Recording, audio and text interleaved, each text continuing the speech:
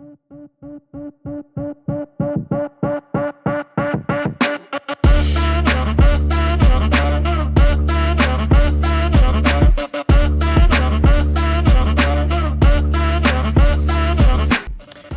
we're back with another video on the Beatriz Disc Golf YouTube channel.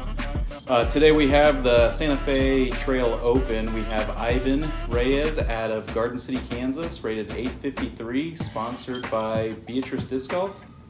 We also have Daniel out of Garden City, current rating 741, sponsors Beatriz Disc Golf. So the two cousins got to play together here for round one. It was one of those days that was kind of gloomy, a little bit of rain in the morning, but overall it made it for a good day at disc golf. And I have somebody special joining me in the booth for this one this time around. And I'm Ivan, the one that's playing. And right here, I believe I threw my Nuke OS, and it was basically my first shot of the day too. You guys didn't really warm up, huh? Just putted a little bit before the round started. Yeah. So they're starting off on hole 18, 359 foot par 3. Pretty self-explanatory, just a straight shot that hyzer, a forehand really, if you can throw it straight and hyzer out at the basket and be right there. You'll see quite a few water puddles throughout the day today because they had gotten some pretty decent rain throughout the course of the week, if I'm not mistaken. I think the night before they got a decent amount of rain also. So Daniel here, Daniel and Ivan, I think here for the first, what was it, Ivan, for 15, 20 minutes, I think you guys were playing in this mist, I think, and then it stopped after like hole 4 or 5, if I'm not mistaken, you remember? Yeah. It's around there. Yeah, so, right, Ivan already threw his second here, so he's up by the basket. This is Daniel's second. I think Daniel off the tee went with a Champion Destroyer or Metal Flake. He, on his second, I think that was his Champion Rhino. It was just a little short, didn't really give it all the power. It did turn on him a little bit, but here he's throwing this is to play for par, so you'll see he's in the water. So really after this first hole, Daniel had soaked shoes and socks. What about you, Ivan? No, my shoes weren't that wet since I was wearing the Gore-Tex and they're waterproof, so they weren't wet. My feet weren't wet at all. Oh, nice. Yeah, so that I think playing in the rain is pretty difficult. I personally don't like it, but one of the things I don't like is the wet shoes and the feet, because I feel like my feet are always slipping, Yeah. So that was Ivan putting for his par. Daniel here is tapping in for a bogue, so we'll see if he can at least save the bogue and no more harm after this one. Yep, so we're on to hole number 1 now. This hole number 1's pretty cool. It plays on the practice football field. I think, Ivan, before you threw this one, you said you were going to try to make the field goal. Yeah. Because there's a goalpost here, so let's see if Ivan makes it. And it's off. And I Nope. hit the thing. And it's wide. Oh, he posted it. It wasn't wide left, but field goal no good. So both Daniel and Ivan here were throwing forehands. Both, I think, did you throw a Nuke or a Nuke OS on that? Nuke OS. Nuke OS, yeah. Daniel was throwing just a Z-Lite Nuke. I think yours was Z-Lite Nuke, right? Yeah. Yeah, so they're just playing up to the left just to get in the safe area because inside of the football field was OB, so they had to go either push straight and hyzer back to the left with the backhand, or the route they both took, go out wide to the left with that forehand. So Ivan here's approaching. I think he was up by the basket, if I'm not, anywhere between 5 to 10 feet. Daniel, same thing. He's just approaching up to get right under the basket. I didn't mention it, but hole 1 is 277 feet. Not a very difficult hole. I mean, if you have the power, forehand or backhand, right, Ivan, you should be able to get it there. Just, again, with the conditions, the footing in some of these holes, because it was grass or mud, it was a little bit hard. So on some of these holes, you could probably see me and Daniel slipping off the tee. Oh, yeah. You guys are going to see that for sure here in this round. Daniel there tapping in for his par. Not really par. I mean, he still had to make about a 7 to 10 footer. And I think Ivan's here. Yours was a dropping, if I'm not mistaken, right? Yeah, basically a dropping. Yeah, it would have been a nice birdie, right, to start. Par birdie. All right, so moving on to hole 2, we have a 419-foot par 3. Ivan, was everything a par 3 this day, I think, right? Yes, I believe so. Yeah, everything was a par 3. So that's Ivan again going with the Z-Lite Nuke or Nuke OS, I forget. Nuke OS is that pink one. Daniel here going with his Champion Destroyer. I know he wanted to throw his nuke, Z-Lite nuke, and I know me and him were talking about it because there was OB on the left with those pink flags. I told him, because I think the wind was a right to left or kind of a tail. I was worried a little bit that he might flip it, so we came to the agreement that he was going to throw his Champion Destroyer just to play it safe and land back in the fairway. Also on the right side of that practice field, there's also OB over there. Oh, right. Yeah, I forgot about that. Yeah, so you guys can see on the right-hand side where that soccer goal is, you see some flags. So if you go in that OB area, then obviously you're OB. You won't cross that. So they did a pretty good job of not bringing the OB on this hole into play, which was very good. Ivan throwing a second there. What were you throwing there, Ivan? Do you remember? That was my Champion Toro. Champion Toro, yeah. So it didn't really want to fade for some reason for him. It just held straight. And I think that was probably because of the tailwind. I think it was a tailwind, right? Yeah. On this hole. So Daniel right here is trying to save his par. It gives it a solid bid, just a little bit short, and it kind of just trickled down in this little ditch area that had some water in it here. Here's my par putt, or try to save my par putt right here. Let's see if Ivan gets it. Disc a little bit. Right, you don't want the disc to slip out and cage it. Yeah. All right, so let's see what we get here. Just right, it looks like. Airballed that one. Yeah, a little bit of an air ball. Looks like you might have grip locked it a little bit, huh? So Daniel, excuse me, Ivan taps in for his bogey there. Daniel's doing the same. He was down again in the water. So again, unfortunately for Daniel, his shoes are not waterproof. So as soon as that first hole was over, his feet were soaked. So at this point, he just didn't mind going into the water at that point since his feet were all wet. Yeah, almost missed that one. Yeah, almost a little high. Almost hit the little nub on the basket. Again with my Nuke OS. And we're on hole 3, 300. 500. Hole 3, and it's 532 feet. Okay.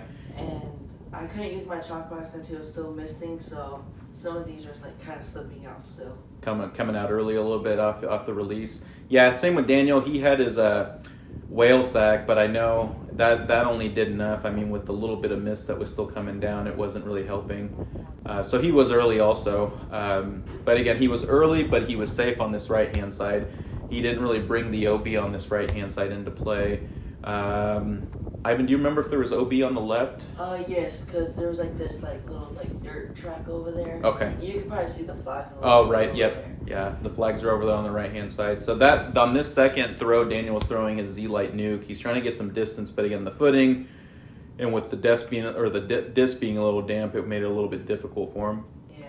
And what are you throwing here for your approach? I believe it was my Captain Raptor. Captain's Raptor. Yeah, that was a pretty good throw. It looks like it was right there, but when we got up to it with that roll, it kind of gave you, about a 15-footer or so? Yeah, and right there, me and my dad were talking about if I should throw the Nuke OS or the Captain Raptor, but when we got up there, it seemed kind of close enough where I could throw my Captain Raptor up there. Yeah. I think that was a good choice with what you threw. It would have got there. I think you would have pretty much been parked, except that bounce and that rollback kind of gave you a little bit of a longer throw. So this is Ivan's par, right? Is this your par attempt?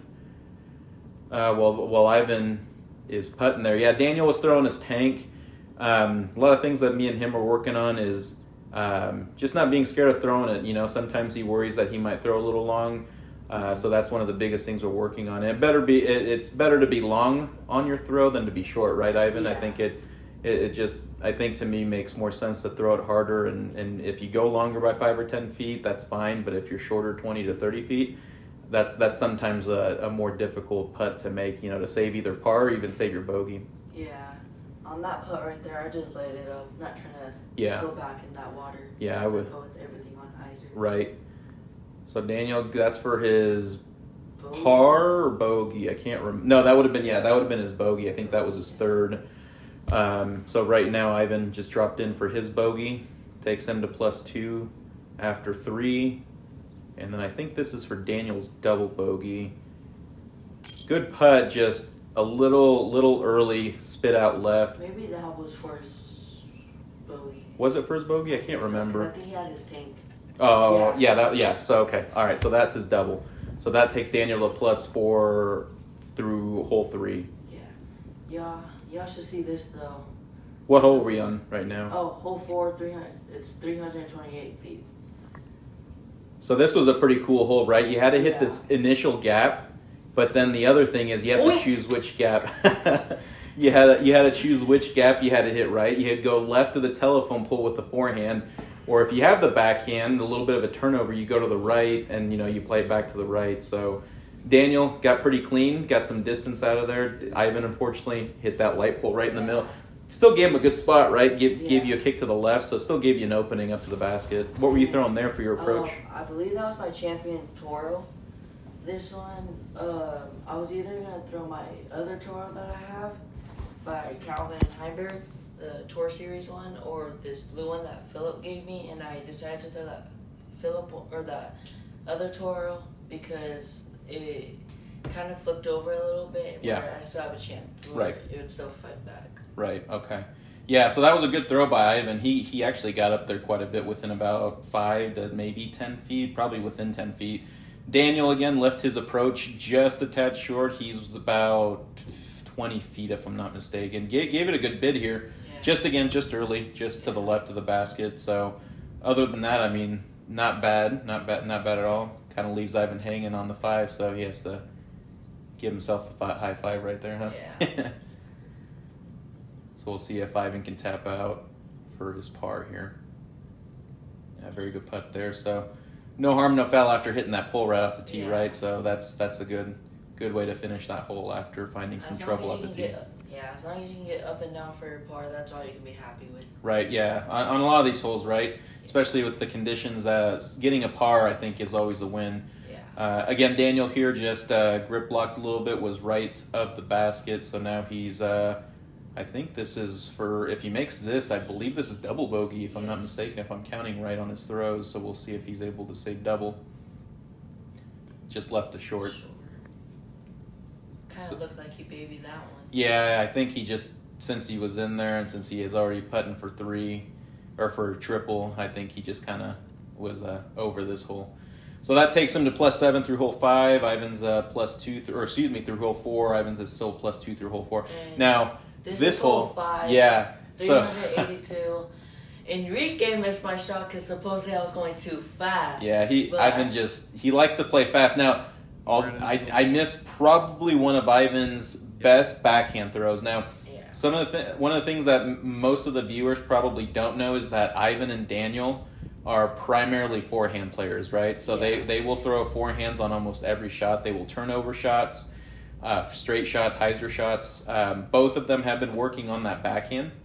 That's where my backhand landed. Yeah. But I just messed up my approach. Yeah, so Ivan, that was his second throw right there. So he I think threw it at about over 225, 250. Yeah.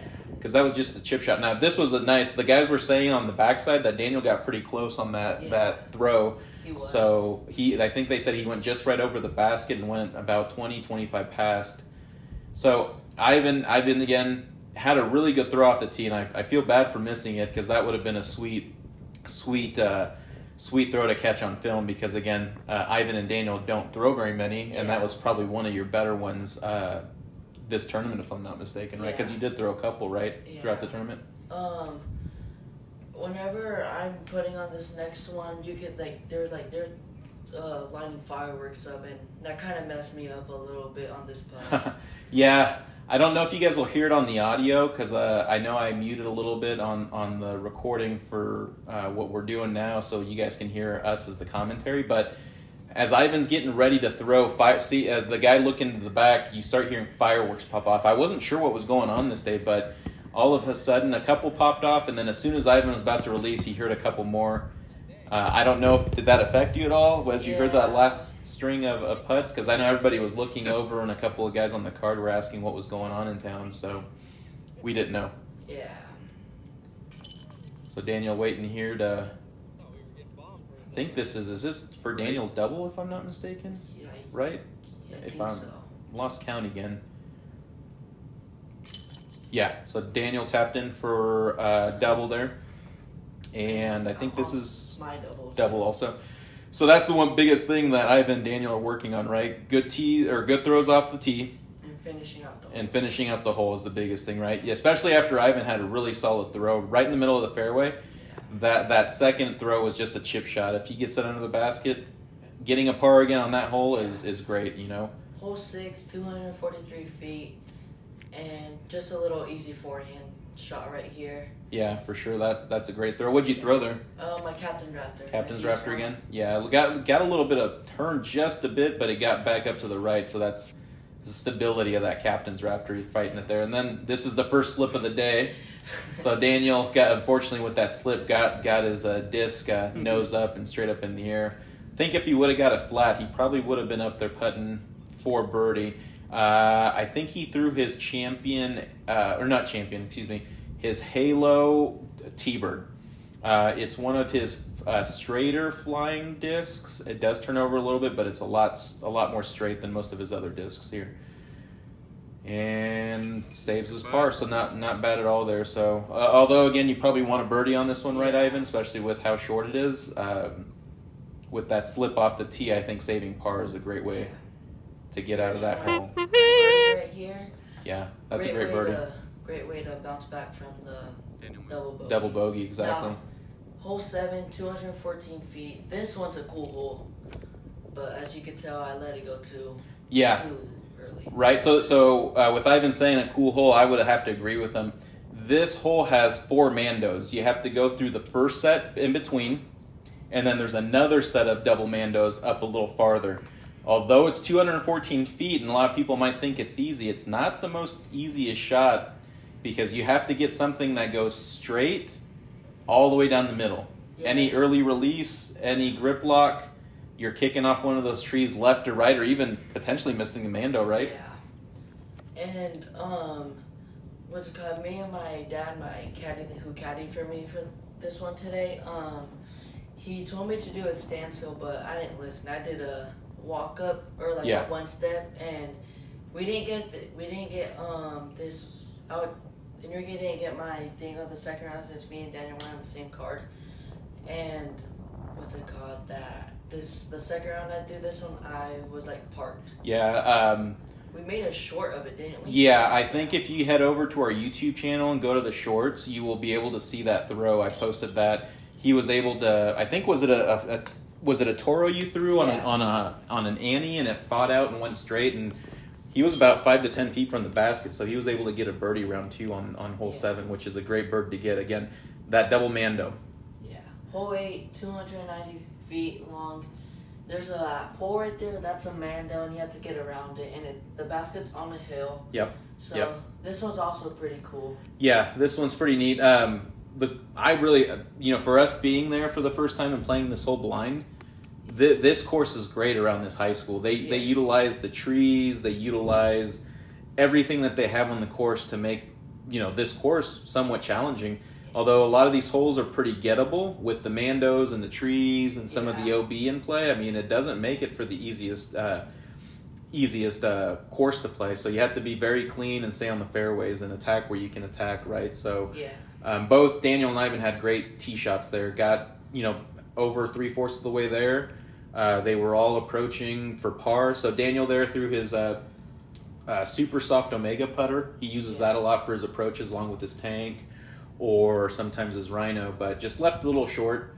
Ivan just laying up, right? Yeah, because my dad, he said that just don't run it so you don't go long and make it worse than what it should be after that great shot. Yeah, I would agree. He said just lay up and take your par and leave. Yeah, and Daniel, I mean, this tournament wasn't PDGA sanctioned, but it was a KDGA sanctioned tournament, meaning the kids are part of the KDGA, so they get KDGA points. They're playing for a spot in the finals later on this year. I think in October or November, somewhere around there. So, although it's not sanctioned, it's good experience for both Ivan and Daniel. Playing against older people. For this tournament, they're both not playing junior divisions. They moved up to MA3 to play against some better competition. Biggest thing is they need to have this experience because it's a way for them to get ready for Junior Worlds, which as we're recording the audio for this is in about a week. So we're 2 weeks. Oh no, it's a week. Next week. Yeah, next week. So is it next week? Yeah, next week. So we're already there. So this is probably one of my favorite holes. Hole 9, 210. but it's an island hole. Yeah. So on this one, what were you gonna say? So if you miss it, there's one drop zone, and then if you miss it again, there's another drop zone that you have to go to. That's closer. Yeah. So I thought that was pretty cool, right? Yeah. So you don't just go to a drop zone near the basket. You have to throw again to get onto the island if you miss it the first time. If you miss it the second time, you go to the next drop zone and throw again. And I think if you miss the second one, you just keep throwing from there until you make it. The good thing was both you and Daniel were able to make the island. You were pretty safe. Yeah, I almost went OB. I hit that back wall. As you can tell, I'm taking in my meter right now. I'm going to go grab my putters. So here, Daniel just missed his birdie attempt. Daniel had a really good throw, right, off the tee. He got his nuke to flex. It looked like he was going to turn over a lot and miss it, but right at the end, with the stability, just got right over the fence and landed about 20 long of the basket. Ivan did a great job of getting a birdie here, you know. That's a great birdie to get on this hole. I believe I got birdie on this one and then hole 8 twice on both rounds. Nice. That's always good. So again, Daniel's a little upset that he got a par, but again, I don't think that's a bad thing. Although, yes, you probably want to get a birdie there, especially after you make the island. But a par is a great score on that hole because a lot of people probably were not always getting a par or birdie. Yeah. This is hole 10, 322 feet, and that was not OB. At first, me and my dad thought that was OB until one of the guys on our car mate said that, oh yeah, that's not OB. Yeah, for us playing it blind the first time, we thought any sidewalks into the right were OB, but the guys on the car told us it wasn't, and the T sign also says that, right? That was an OB. As long as you were there and not in the parking area, you were safe. So Ivan is approaching here just to get up to the basket and get out of this hole with a par. So not a bad approach. Yeah, second round. I don't know if you saw like that big like sign right there where it had like the Lyons school thing. Second round, I hit that on my second shot, I believe. Okay.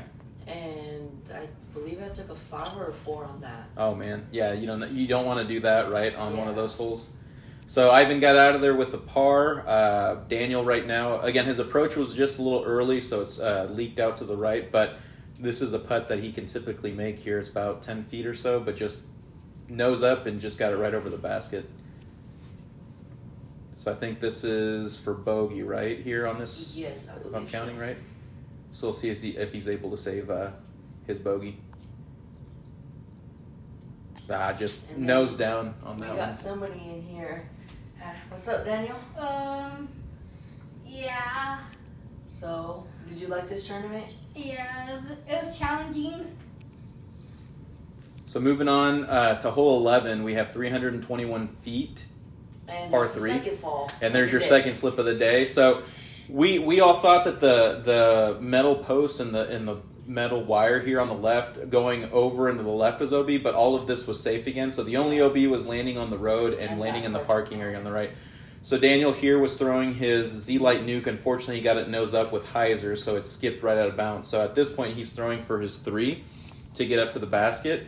He had a good throw, just straight and right to the tree, so he didn't get too much distance up. So now he's just playing to hopefully save a double bogey because this is already his 4th throw right here. Not a bad throw. He's, I think, throwing his putter there. Tree actually saved him because he was going to leak out a lot more to the right. Yeah. Here's Ivan's second, so he's either giving us a good bid to possible birdie or just laying up. What were you doing here? Do you remember? I believe I was trying to give it a soft bid. Okay, soft bid from Ivan. But, yeah, I would say so from the way that came out of your hand. All right, so Daniel here, putting, straddle putting, one of the things I can't do. So to me, these are pretty difficult. So not bad. So saves his double, and then I think you're just dropping it in for par. Yeah. This next one's also going to be really interesting. Hole 12, 250 feet. You have no side of the basket. Me and Daniel, we had to walk up there to see where the basket was. Yeah. And it's basically almost a straight shot, but you have to like go around it. Yeah. Well, unless you like spike hyzer it in there. Right. But yeah. there's also a pond, so you don't know if you're gonna be landing in the pond or not. Right. Yeah. So both Ivan and Daniel playing forehands to get around the corner, then to really throw their second up to the basket. Unfortunately, both of them either clip something or we're just behind these trees. So at this point, they're playing to get back to the opening. Now, there was several players that I saw go over all those trees with a huge spike hyzer or a thumber. I think a couple got close to it. Yeah. So that it's a risk reward, right? Going Yeah. over the thumber.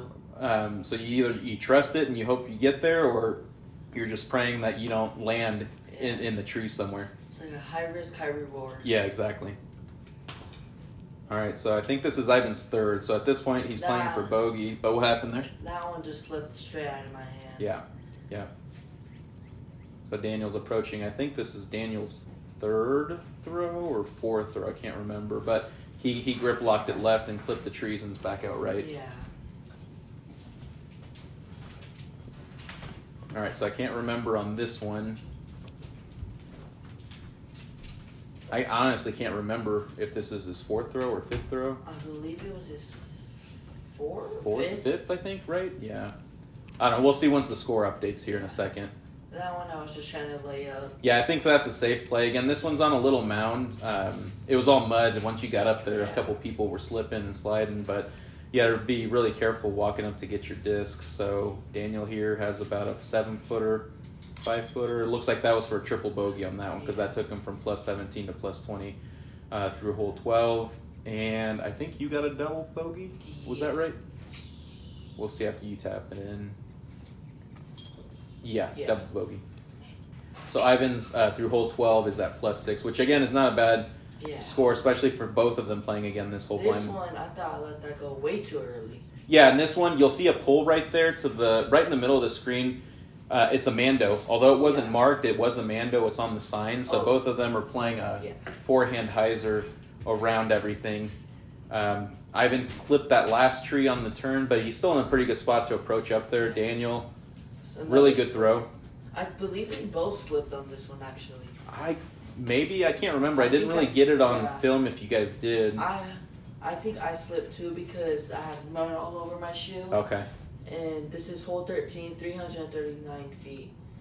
This one, I was trying to swing it out enough because I believe I threw my swarm right here. Okay.